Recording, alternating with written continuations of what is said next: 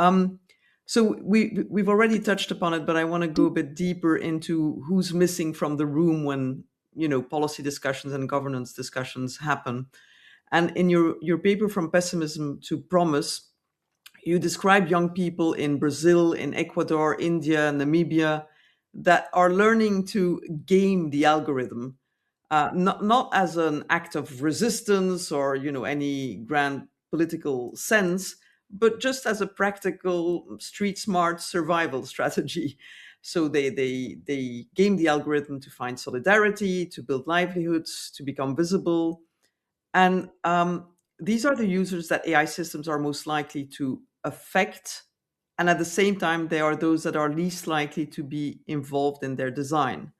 Um, so when these users from the global majority are absent from the design process and from the governance conversation, what gets built wrong? Not in abstract, but concretely. What are the failures that follow from that absence? Yeah, so I think one of the key words from what you're talking about is play, because a lot of new technologies don't quite know where it's going, right? Like you you can build it, but it's never complete. Every technology is always in the becoming, because it really becomes something only in engagement with users, and then it is an iterative process. So I think what is beautiful about particularly youth is that they really know how to play with tools. They have the appetite to play with tools, right? And within that play, we discover where are the glitches, right? What is not working, what is working, and we need to put our attention towards that playfulness. What if, you know, policymakers were able to play with, different kinds of, scenarios? And I don't mean it in a sort of, oh, that's trivializing it. Actually, China did that. I mean, if I say China, people get very triggered. Oh, she basically thinks it's okay to be authoritarian, et cetera, et cetera. No, we need to look at China as a very crucial case, because only a few decades ago, it was actually a very poor country. And they implemented some very useful strategies, which we all can learn from, is that they played with policymaking. For example, different districts, different areas, different zones, they gave them different freedoms. A lot of them were not developed, and they gave them different incentives, and saw how they became into, their own. And we see that it was one of the most fundamental ways in which small tier two, tier three towns became very big, and actually became actually at the forefront of innovation, and springing up global companies like Huawei and Tencent, and it's extraordinarily impressive. So that's on one level, is that we need to look at the playfulness of how we, because we don't know. I mean, it's very arrogant to say that we know how things are going to play out. In fact, we have a whole list of ways in which policies become really dangerously, like, bad for societies, like right, like the classic one was Jeffrey Sachs and his shock therapy.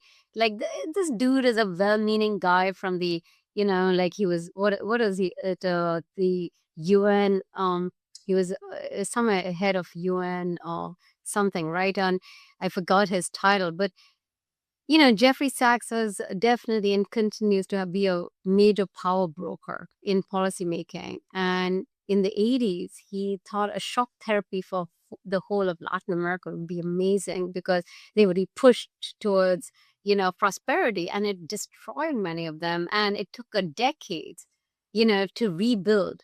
And now he's like, yeah, it was a bit of a glitch, right? This is what happens when you create a sort of universal logic of policymaking and a cut and paste across board, which we are doing right now with GDPR or the AI deal, thinking as if, the European context is one what the world aspires to. It's not actually, because it's looked upon as oftentimes a retirement village or a nice little tourist place to go to, but not the hub of innovation that we think we are.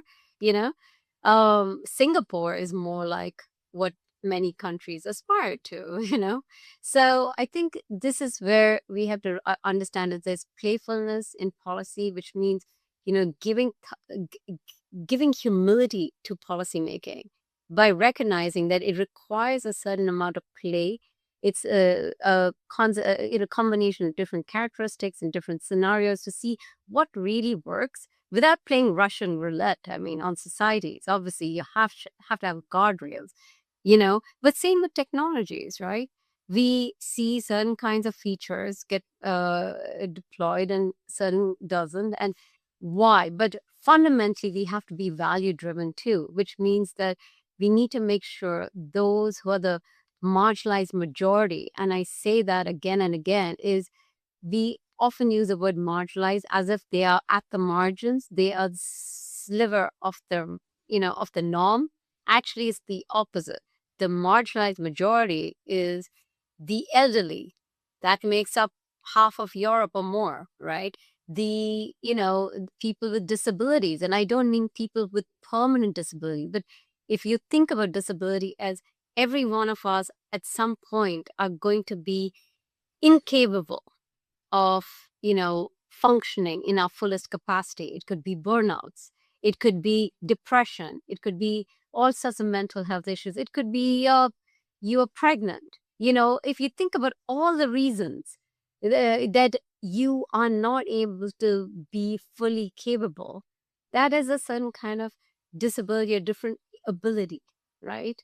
And so if you start to add up these populations, and of course women, half the world's population, then we are looking at that we need to build these systems for them, and we don't listen to them. Majority of clinical trials take place on white males that are middle class, and particularly in the US, right? In certain kind of cities. And we build entire medical, systems based on that sliver of the population, or security for car seats, right?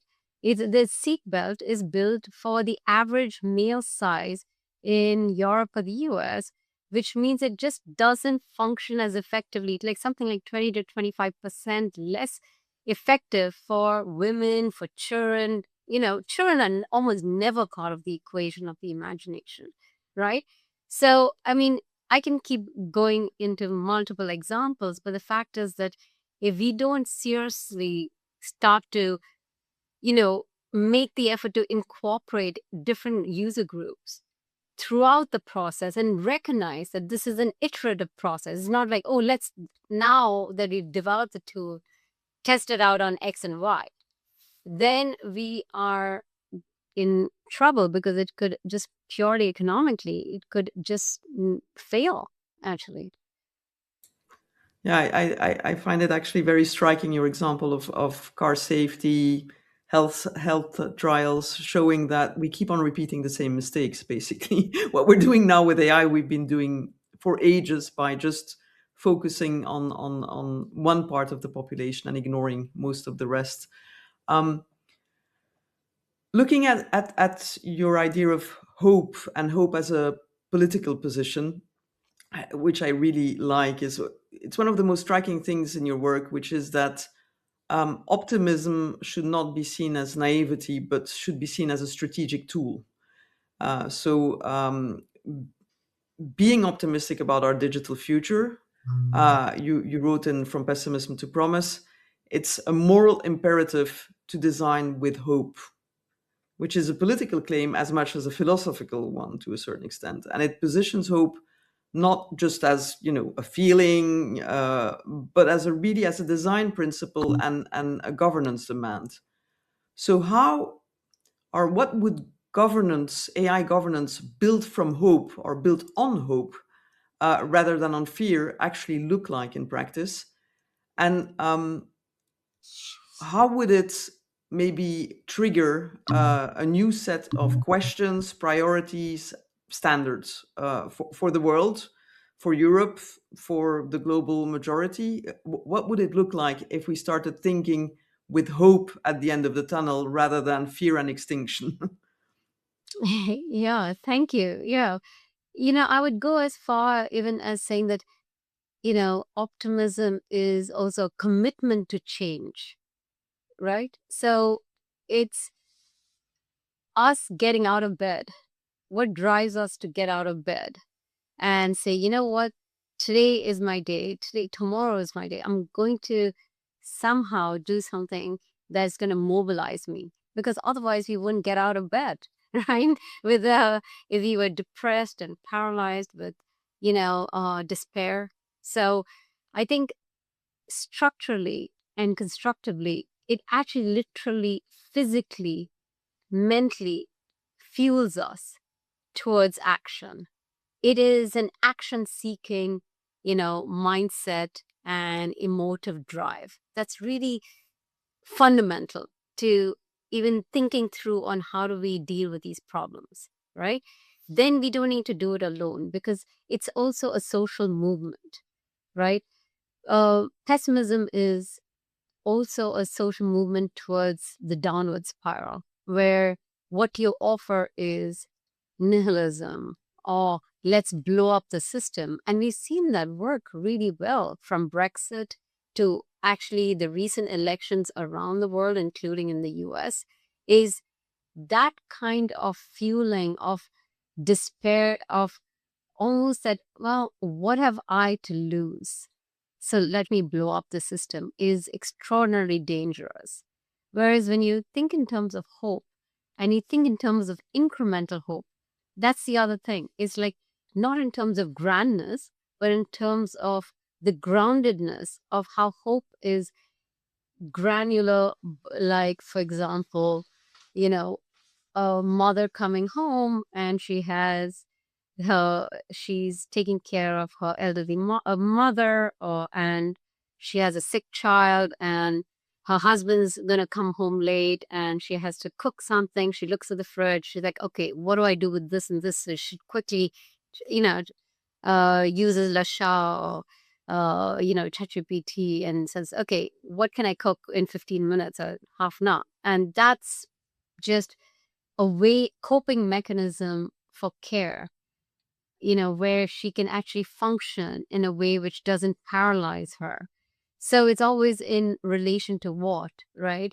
So it's about, you know, if you are in Uganda and you're gay and you know that being gay is criminalized to death, but you feel you can't possibly, there can't possibly be something this abnormal about you, and you're afraid to talk to your parents, your friends, your community. You don't know who to talk to. You ChatGPT that I have this feeling towards, say, I'm a boy and I'm feeling towards a boy, and how, am I going to go to hell, or am I good? And guess what, you will get more for reassurance from ChatGPT saying, no, that's very normal. That's like, in fact, guess what? There are gay marriages and there's blah, blah, blah. And there's even TV series around that. And people love these characters. And you're like, hang on. So I'm normal, right? And that is so fundamental for teenagers to just hear those words that, am I a freak? No, you're not a freak. So is it such a surprise that, generative AI tools were like, for example, ChatGPT got downloaded the most in the shortest amount of time, even more so than TikTok, right? TikTok was lost. Oh, well, that was downloaded in the extraordinarily quick time, but that was compressed in a day, basically, with ChatGPT, because it transformed people. DeepSeek, which is China's ChatGPT alternative, what was its single biggest use is basically therapy. And not in a sort of therapy of, oh, I'm Freudian, like, oh, my parents, what am I going to do? Like, let me blame them for everything. No, it's basically, I I'm feeling down and out, or there's too much homework, or I don't feel good in school because I don't know how to talk to girls. I'm not good at, like, it's like this boring shit that teenagers are like modeling in their heads, and they don't feel comfortable talking about because it's too vulnerable. And so is it such a surprise that it is the most used for, coping mechanism, as companionship, as therapeutic in all these ways? And so what this reveals is that we fundamentally are lacking in our institutional services. That's the mirror it is providing us. And we don't like that because it basically pushes us to doing the really hard work. But so instead, we blame the messenger and say, you evil ChatGPT, or, I mean, any of these generative AI tools. They're just like symptoms to a bigger issue, right? Which is basically that we don't have enough doctors, we don't have enough nurses, we don't have quality textbooks, we don't have good teachers, or even oftentimes no teachers who are showing up to schools in many parts of the world, in rural areas. That's the norm. We're not comparing to an ideal good doctor who's by your bedside delivering amazingly on those accounts, or a family that's so loving and which you watch in the movies. No, a lot of them, they don't see their parents, or they're doing long distance because my Filipino mother is working in Canada, and in a nursing home and sending money home, and I'm being taken care of by my grandmother. And that's the reality of many families, right? Spread out, dispersed, long distance. And so we have to recognize that the ideal type is in our heads.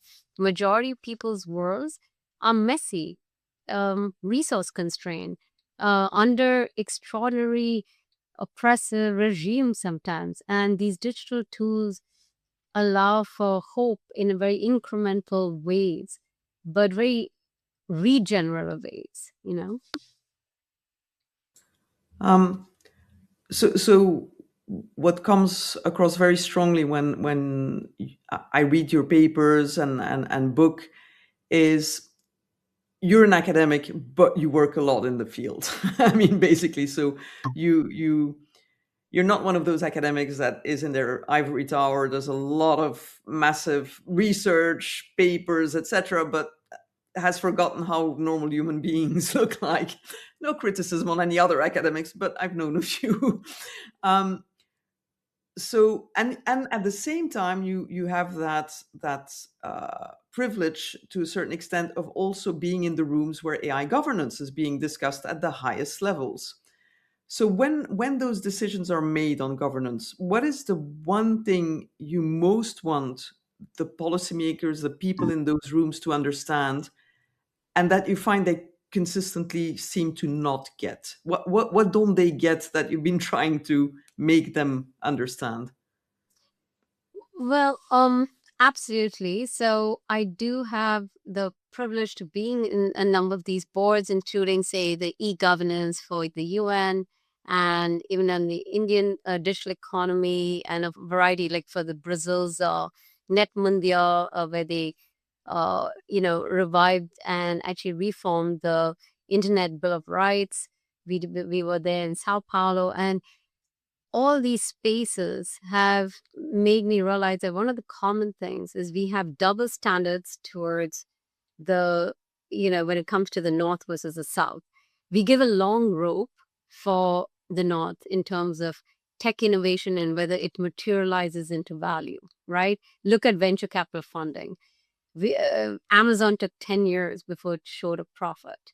So fundamentally, there's a leap of faith that venture capitalists, you know, go for when it comes to innovations coming from the North.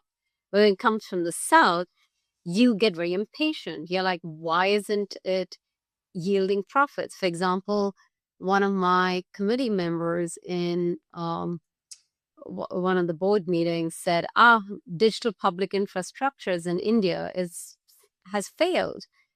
I was like, well, it's only 2 years old. And not to forget, Europe has been trying to build that for the last 2 decades and failed, right? And India, with its extraordinarily limited resources, went ahead and built that, which is called the India stack. And today Europe is building the Euro stack, emulating the India stack. And yes, and yet you say it's failed. And what is the pretext? As well, because it's being used by two major companies, and so you're looking at the extraction of public infrastructures by the private entity. And guess what? We already then instituted a policy intervention, because this is what I told about in the Becoming, where it was capped. Like if you are a company of X size and above, you need to pay in order to use it. That was a small but a very important intervention. But this is paying attention to an infrastructure, nurturing it with care, understanding where it's going wrong, then coming up with targeted interventions to steer it in the right direction. And we have to keep doing that, right?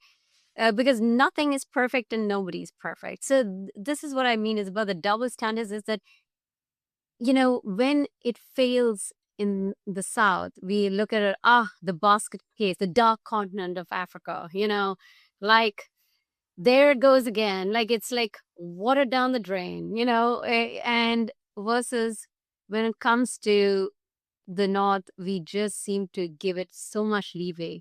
We can fail and fail and fail again. And in fact, there's a cult of failure as a signature of success, right? So this kind of cognitive dissonance between the two, for me, is one of the most problematic, because if we can lend the same courtesy to the entire continents, and recognizing that, hey, guess what? Namibia just became independent only a few decades ago. And you're expecting them to come right at the same point where you're at, with all your resources, with, having actually already extracted them under colonial rule with ridiculously unfair practices, and you did not remunerate them. And then you wonder, oh, gee, why are all these countries so poor and such basket cases, right? So, there's not only the lack of taking responsibility, which, by the way, a lot of global south countries, I have to say, even after post-colonial rule, are not expecting handouts. What they want is fair opportunities. They want, like when you partner, don't partner as if they are lesser than. No, they get their context. They understand it better than you and I can ever understand. So let's see that as deep value and see us as joint partners. And that's how, we can move forward. And so that's the other call I've been making again and again, is Europe, if they truly want to become sovereign in the way they see themselves, particularly freeing their, themselves from the clutches of the US, right? They need to seriously think of partnering with the global south. And it's happening, by the way. Like you see the German India deal, the Canada India deal, just on the India level. We see also a lot of action between many parts of Africa and Europe. So it's happening. But the rules of engagement are still quite old school. And that has to change if we want this to work. Thank you. That's a very old school was a very polite way of putting it. So we're coming to the closing, and I ask every guest the two same questions at the end, so I can compare apples with apples at the end. So the first question is: what is the one thing decision makers, business or government, most consistently misunderstand about AI right now? I would say the biggest misunderstanding about AI is that it is autonomous. You know, all technologies are intrinsically assistive in nature. It's assistive to a social system that we value. So, if we start to see it in this way, we won't say, how will AI replace us? But we will say, in what ways will it shift the way in which I operate or we operate? You're right. And that makes a difference in how we move forward with these tools. Which obviously also implies that we shouldn't listen to all of the marketing spin that is being thrown at us. The second question is, if you could change one thing about how the public conversation, the public discourse about AI is conducted, what would it be? Stop applying guilt to a user who says, I love AI. Let them say it without, you know, uh, public shaming, that they are naive, they are stupid, they don't care about the planet, they are racist, sexist, and all these tropes that are laden onto the user. Because what this is doing is creating a silent majority of secret lovers behind the scene, and we're not going to genuinely get the real picture of how people feel towards tools, how they take it for granted, but also what do they genuinely think should change to make it better. Because you only want things to get better if you care about it, right? If I'm in a relationship with you and I genuinely love you, but I want us to work because no relationship is perfect, then you will start looking at it carefully. If I don't care, I think you're irrelevant, or you don't have a place in my mind. I don't care whether you're good, bad, or ugly. So I think this is really fundamental, because what I see, people are keeping quiet about the way they truly feel. And that to me is a red flag in us genuinely understanding where we're at, because then we get surprises at the elections, and we get surprises at places where we don't want it to be. So yeah, we need to get honest, actually. Thank you. That's a very nice way of closing this conversation, and an encouragement to policymakers to be honest is always a good thing. Thank you so much for joining us today, Payal, and I'm sure people will enjoy this perspective.